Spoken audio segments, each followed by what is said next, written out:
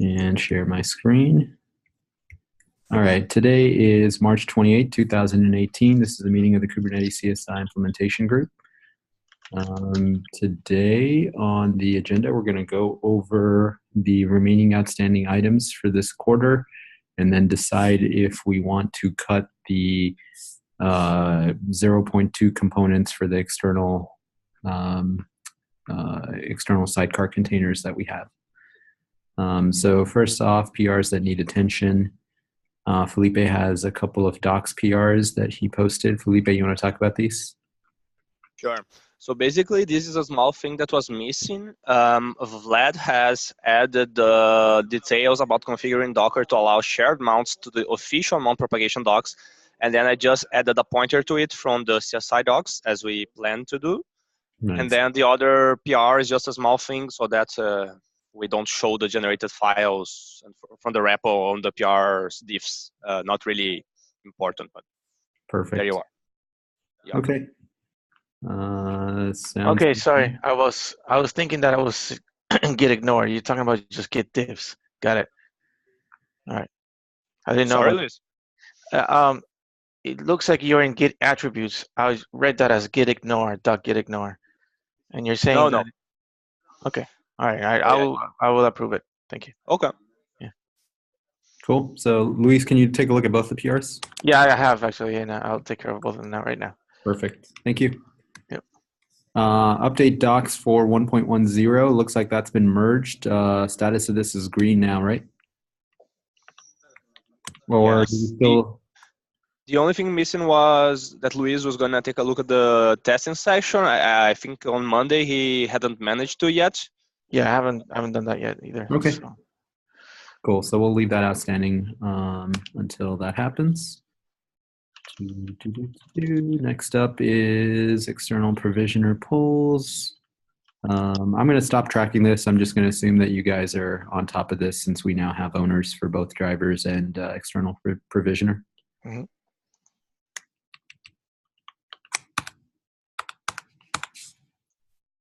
And finally, there is a change by Sergey for external provisioner cleanup. Looks like that's already been merged. Everything good here, Sergey? Well, yes, I tested it. I mean, it's working. But I think yesterday night there was a guy, Andy, who reported an issue, and I'm still trying to figure out what. But not for the provisioner. It's for the host path. Okay. Issue 76. So I tested on my side, everything is clean, but on his side, it seems that when host path requests the capabilities, when provisioner requests the capabilities, it doesn't get back the controller capability, and it's kind of in a limbo state.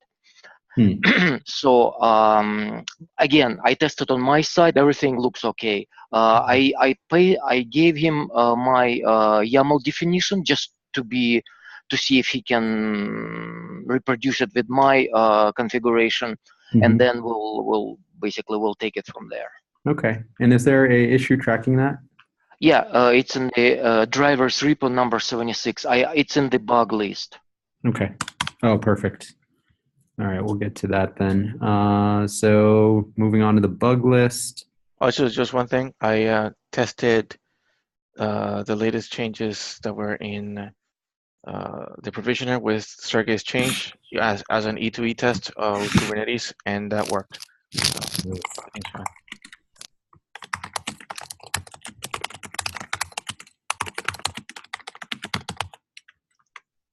Okay. So moving on to the bugs that we are currently tracking, failed to start container error response from daemon. We have to set these flags. The action items here were to open up a bunch of docs to make sure that people know about this issue and what to do.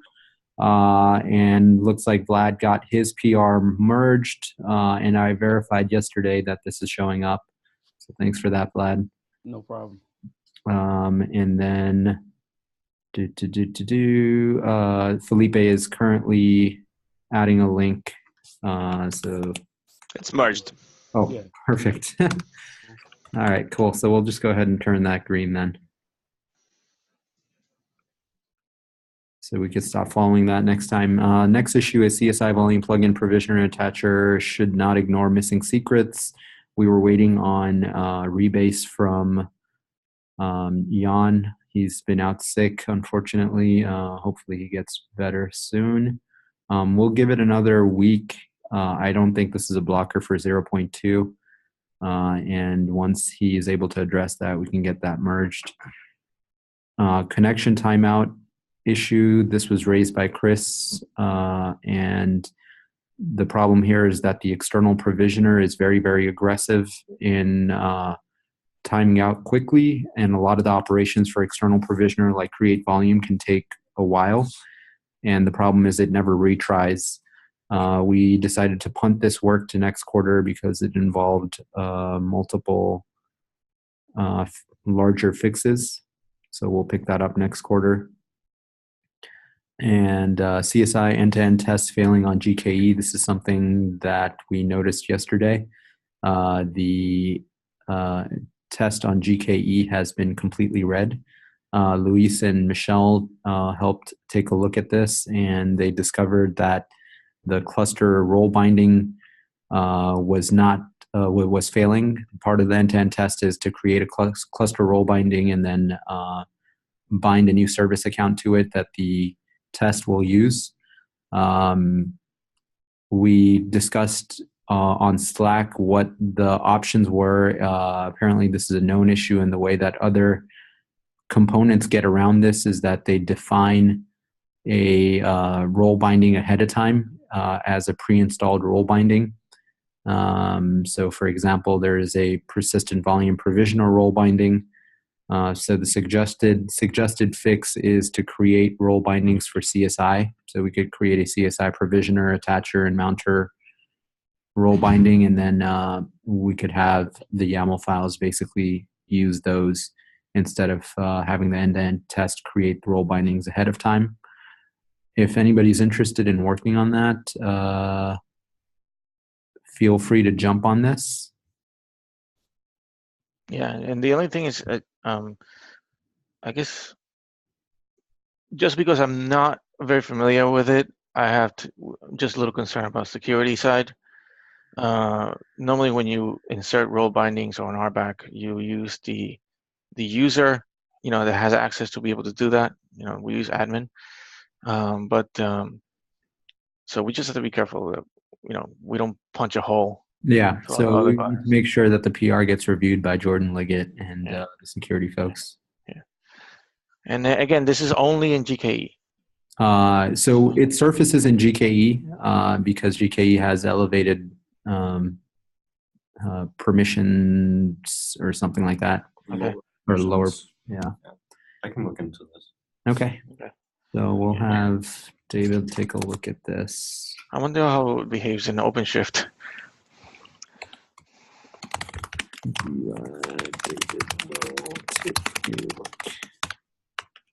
Okay. And then a second issue that surfaced around this was the test on GCE is running and it is green, but occasionally it goes red. Very occasionally. But we do need to get it green before we can promote it out of the flaky test suite. And taking a look at it, it looks like it fails with persistent volume claim not bound within 5 minutes. So I think this is the issue with the timeout in the provisioner. Okay. That it tries to connect, and in a few seconds it gives up, and it just stays giving up forever. This is the problem. So we have an issue for this already in provisioner, which may have to fix before we release 0.2. Yep, that makes sense. Let me link to that issue. Let me see if I can get it.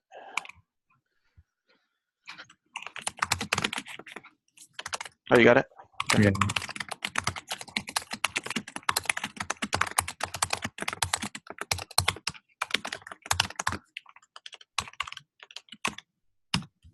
All right, cool.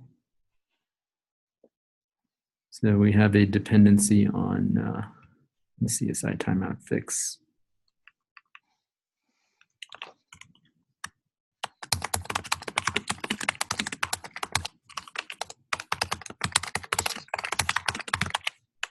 All right. And finally, we have an issue that Sergey added. I think this is the one that Sergey mentioned earlier. With host path code on master does not work in 0.02. So I guess, Sergey, you're following up offline. Right. Okay, cool. Let us know how that goes. Sure.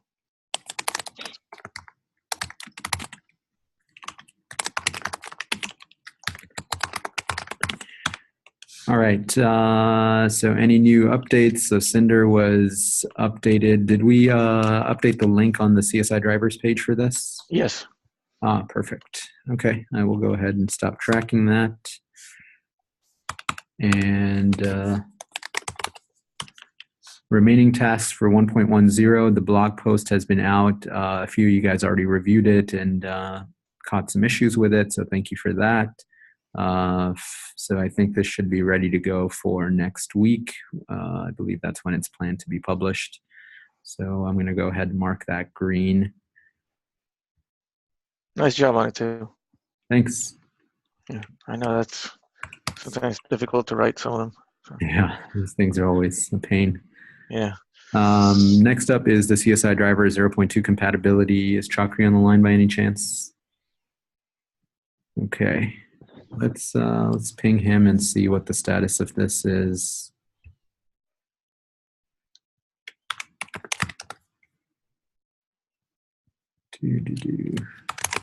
Any updates on the Flex Volume and SCSI drivers? Do you need help with these? All right. Beyond that, post 1.10, which we are now officially, NFS and Cinder Driver. So Cinder has a permanent home. NFS, is Brad or anybody from his team on the line?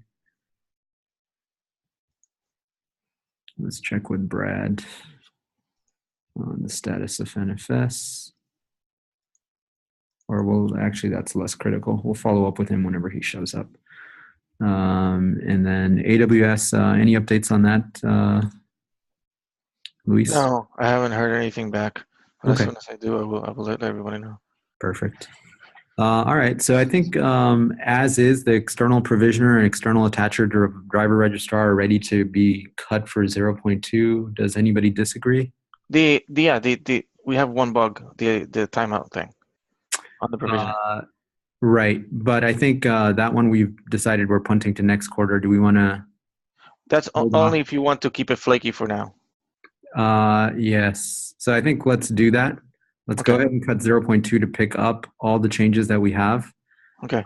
And then instead of waiting until quote next quarter, let's start working on that immediately. And then we can cut a new version once that gets fixed. Yeah, we can we can put it. I'll actually I'll create the branches, and then we can then merge it to that branch and then cut it from there and retag it. So I'll take care of that today. Awesome. Thanks, Luis. Mm-hmm. So do we have anybody interested in working on the timeout issue and the refactor for external provisioner to do the 3 things outlined below at the end of this issue? Well, since I've been playing with that code, if you guys don't mind, I mean, I could work on that. Yeah, that would be great. And I'll review your code. Okay, thank you. All right, thank you.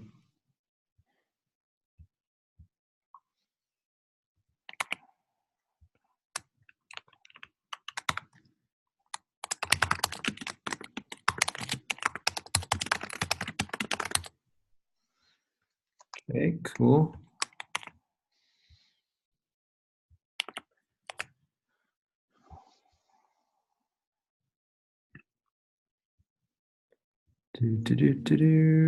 Okay, so this is currently in progress, and I think that's pretty much it. From the testing documentation side, we're almost all green. test side, everything is good except for an end-to-end test for GCPD, which we decided to punt for this quarter.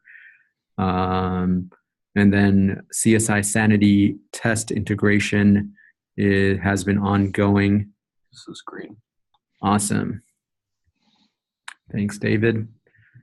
And then Flex Volume and iSCSI, we'll have to wait for Chakri to give us an update here. All right, I think we're looking good. So we'll reconvene on Friday and close out this quarter. And then next week we can do a planning session for the big items that we want to tackle for next quarter. In terms of what the next steps are, we moved to beta this quarter. The large outstanding items are going to be introducing block volume support, integrating with topology, and then eventually moving CSI to 1.0 and integrating with that and doing certification and all of that kind of stuff. So what I'm thinking at this point is that next quarter we maintain beta, and we get more feedback and we get more drivers that are working against this thing, and we add in features like block volume support and topology. And then the subsequent quarter, that would be Q3. Q3, we would go to stable GA for CSI. Nice. All right. Thank you all for all your awesome. I have one here. Yeah, please, Luis. one thing, and it's about CSI Test, and so if people don't want to stay around for this, they can, you don't have to stay. That's what I'm saying. Mm-hmm. But I would prefer if Sergey and David still stay around because I want to get their opinion. Okay. On CSI Test, as you know, we're probably going to send a PR for that for container storage interface /spec repo. And one of the concerns is that we brought up, you and I chatted over Slack, was the velocity of changes to the CSI spec program. And the repo right now, the CSI spec repo, has a very low velocity, has a very high review count, but the CSI test has the opposite, has a very high velocity, where we make changes extremely fast. One of the suggestions was to when we bring the code, we bring it into the same repo as the spec, and that was suggested so that when people make changes to the spec, they also make it to the code. So I started thinking more about this, and specifically when I just made changes to make things 0.2 compatible, specifically my driver, in the Portworx driver, I mean. Mm-hmm. And I started thinking that it actually is more time consuming to create a change per spec change than it is to wait for the spec changes to get merged, and then after that, make the simple change of once it got merged. So what I'm suggesting is that when a spec changes is changing, which goes through many iterations, I'm suggesting not to change the code with it, right? Instead, wait till the change goes into a spec, gets merged, and then make the simple change to the code, which should just be like a few lines of change of code. And I'm suggesting that too because that also helps the CSI test be in a different repo. And in CSI container storage interface /CSI test, for example.